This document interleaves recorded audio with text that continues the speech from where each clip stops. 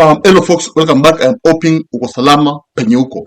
Now, the president has gone to New York City, America, and he has gone to actually attend this United Nations Assembly, UNGA, and of course, he will be actually representing Africa. Atakuwa naongelea mambo na development, economy, na finance. Now, of course, the issue under us to discuss in this podcast, not actually the visit actually to New York.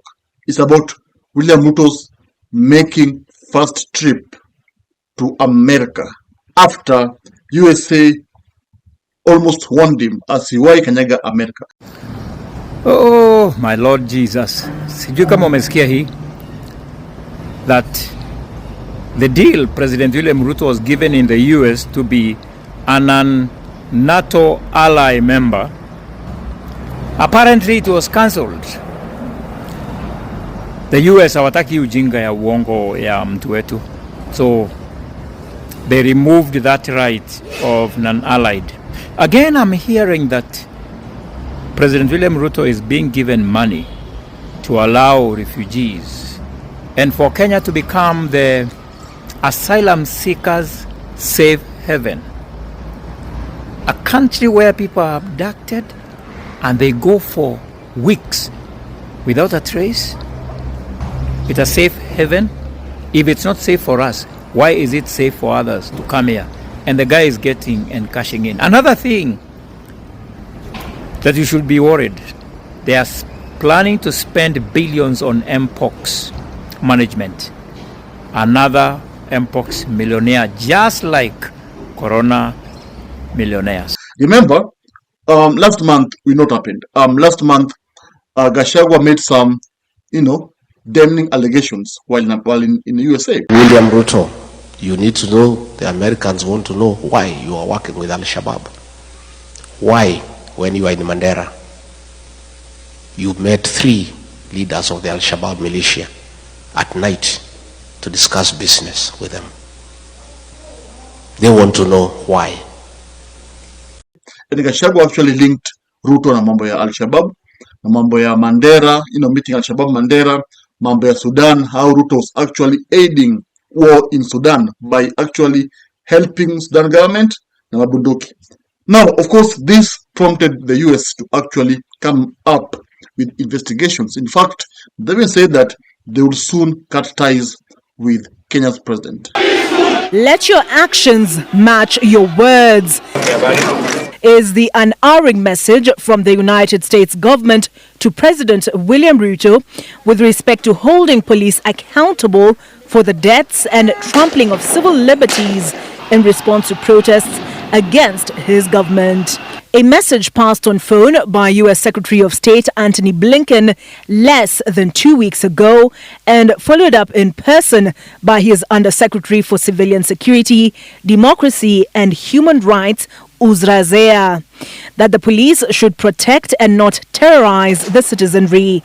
And where they violate this principle, as has been witnessed during the protests, they should be answerable to the people for their actions. Because they said that Kenya's president is not fit to actually hold the office. Now, you see now, Ruto himself is afraid he can't go admit Trump. Remember, previously, he's been going there and meeting Trump, and meeting Joe Biden, and of course, all was well. But after these allegations, after the warning from America, Ruto has been very careful matters to do with America. Now, remember, this is another issue. The president is actually siding with China. And kulingana wa America, kama uko na China, you can't be their friends. You're either with them or not with them. You can't double deal them. So Ruto has been doing things that actually don't, amuse ama azifurahishi the USA. Now, this visit is actually going to be discussed a lot. And Kenyans want to know what will actually transpire in America, because people want to see, will the president actually go admit Trump after all this, after even America actually urging Kenya government to actually withdraw troops from Haiti. Remember, mambo ya Haiti, Ruto went to USA, akapewa pesa ya kumsaidia kupeleka polisi Haiti. And of course, experts heard it that the president was actually gaining from this mission. Something I think I agree with. But now, after the allegations za Ruto kumit Al-Shabaab na kupeleka bunduki Sudan, USA told the president to actually withdraw his troop. Na wakasema kwamba they will actually find another country that will actually do the job. So this of course confirmed that there is a strained uhusiano between Kenya and USA. I think Ruto has really messed Kenyans to a point where by now anafanya wa Kenya na wa America waelewani. As in, he has failed in all corners.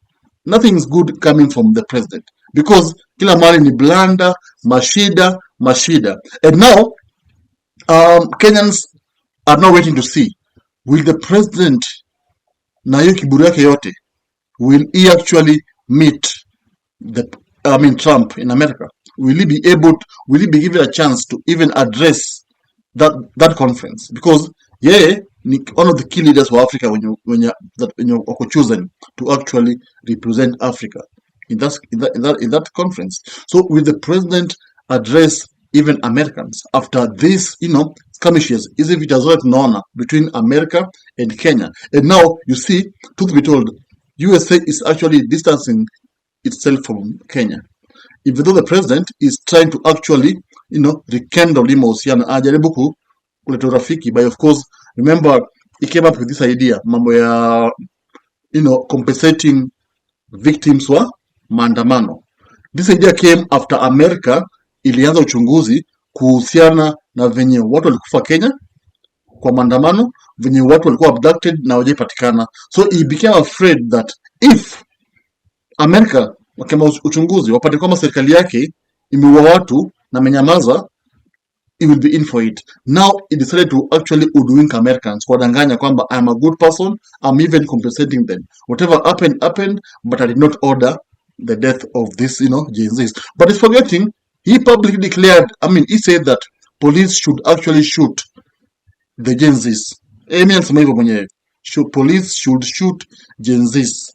And even his minister, Murkomen, alisema kwamba Ruto amemtuma kwamba mapolisi wauwe Gen Z.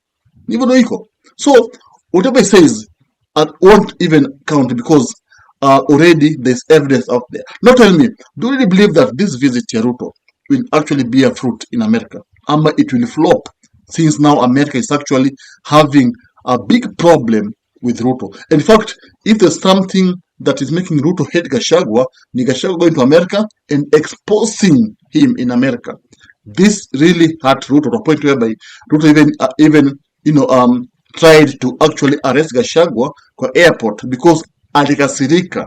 Because how can Gachagua go to America na expose even the secrets zenye akutaka wa America wajue? Tell me now, do you think his visit will be successful? Ama do you think it will be chased like a burukenge? Thank you guys and subscribe.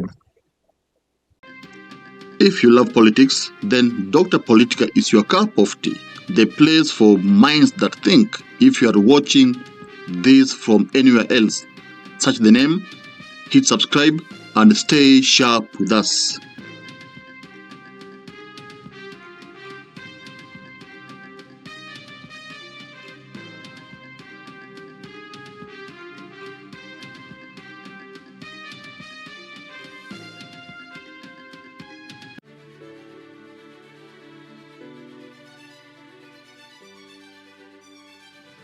Thank you for making Dr. Politica your home for fearless political truth.